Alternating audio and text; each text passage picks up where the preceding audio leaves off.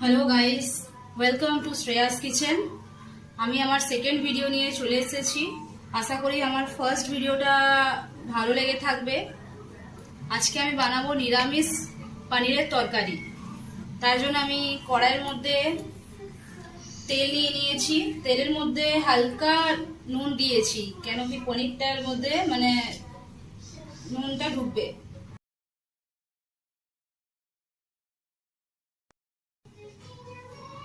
পনিরটা আমার ভেজে আমি জলে দিয়ে দিলাম, কেন তাহলে নরম থাকবে। দেখে নিন, ভাজার পর আমি জলে দিয়ে দিয়েছি। তারপরে আমি আলুগুলো কেটে রেখেছিলাম, ওগুলো ভাজার জন্য দেবো আমি। এর মধ্যে একটু নুন দিয়ে দিচ্ছি, দেখুন।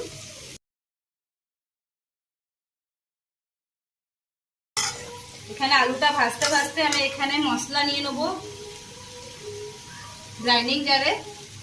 এখানে আমি নিয়ে নিয়েছি টমেটো, একটা হাফ মিডিয়াম সাইজের টমেটো, হাফ চামচ পোস্ত, কাজু 4-5টা, আর অল্প আমার কাছে গুঁড়ো গুঁড়ো কাজু ছিল বলে আমি দিয়ে দিয়েছি। আদা, ছোট আদা পিস পিস করে আমি কেটে নিয়েছি, আর একটা বড় কাঁচা লঙ্কা। এগুলো আমি গ্রাইন্ডিং জারে দিয়ে দেবো। দেখুন, আমি এটা গ্রাইন্ড করে নিয়েছি মশলাটা। তারপরে আমি এখানে হলুদ গুঁড়ো হাফ চামচ, আর কাশ্মীরি লাল মির্চ 1 চামচ এখানে জলে আমি গুলে রেখেছি। আমি এখানে বলবো, আমি আগের ভিডিওতেও এমনি জল দিয়ে কেন রেখেছিলাম।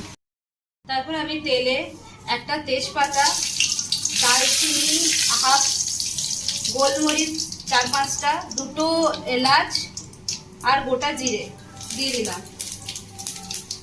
গ্যাসের ফ্লেমটা লো করে রাখবো, তাহলে ফোড়নের মিষ্টি গন্ধটা আসবে।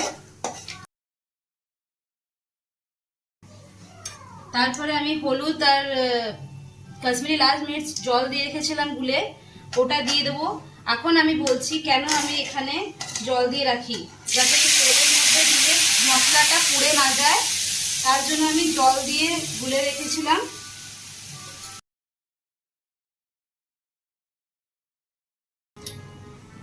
কয়েক সেকেন্ড নাড়ার পরে আমি একটু গ্যাসের ফ্লেমটাকে একটু বাড়ালাম। তারপরে আমি এই মশলাটা যে বেটে রেখেছিলাম এটা দিয়ে দেবো। প্রায় মশলাটা ভাজা হয়ে গেছে, আমি কষে নিয়েছি মশলাটা।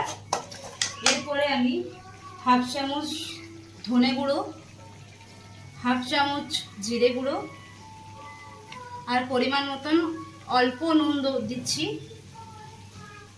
পরে বলছি আমি কেন কম নুন দিয়েছি।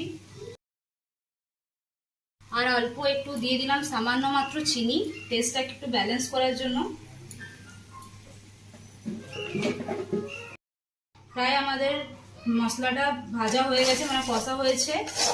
আর একটু ভাজতে হবে, তাহলে মশলা থেকে তেল যতক্ষণ না রিলিজ হচ্ছে ততক্ষণ ভাজবো। প্রায় আমাদের মশলা থেকে তেল রিলিজ হয়ে গেছে। এরপরে আমি আলু ভাজা যেটা ছিল ওটা এর মধ্যে দিয়ে দেবো। মশলাটার সাথে আলু কষার পরে আমি এই পনিরগুলো আমি দিয়ে দিচ্ছি। এই পনিরের জলটা আমার কাজে আসবে একটু পরে। পনিরটা গরম ছিল বলে ভেজে উঠিয়েছিলাম বলে জলটাও গরম হয়ে গেছে। এই উষ্ণ গরম জলটা আমার পরে কাজে আসবে এই পনিরটা কষে নেওয়ার পরে। আমাদের এখন মশলাটা দিয়ে পনির আর আলু কষা হয়ে গেছে। তারপরে আমি এই গরম জলটা যেটা পনির ভেজে আমি রেখেছিলাম এটা দিয়ে দিচ্ছি।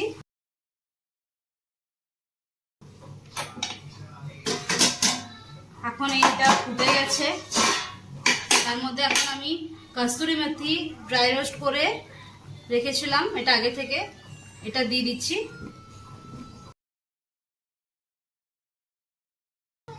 তখন আমি বলেছিলাম আমি নুন তখন কম কেন দিয়েছিলাম। অ্যাকচুয়ালি নিরামিষ খাবারে একটু বিট নুন দিলে ওর টেস্টটা আলাদাই হয়ে যায়। আর অল্প ঘি দিচ্ছি। নিরামিষ খাবারে বিট নুন আর ঘি দিলে তার টেস্টটা ডবলই হয়ে যায়। লাস্টের দিকে আমি একটুখানি গরম মশলা দিয়ে দেবো। এই দেখুন অল্প মাত্র গরম মশলা দিচ্ছি।